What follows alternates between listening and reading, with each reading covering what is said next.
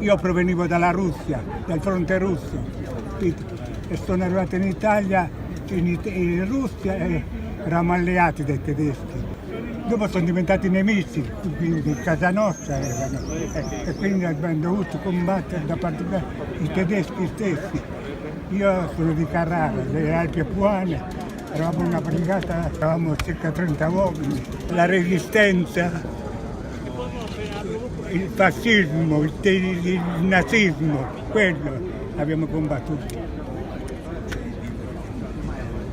La libertà. Una giornata che è importante anche perché in questo momento in Europa e non solo in Europa stanno crescendo venti che vanno assolutamente contro i principi di libertà, di tolleranza e solidarietà, e questa giornata serve a ricordare gli orrori del passato da un lato e da un altro lato una celebrazione per il futuro, per i giovani, è un segno di speranza importante per chi crede nei valori della Repubblica e della democrazia e della libertà.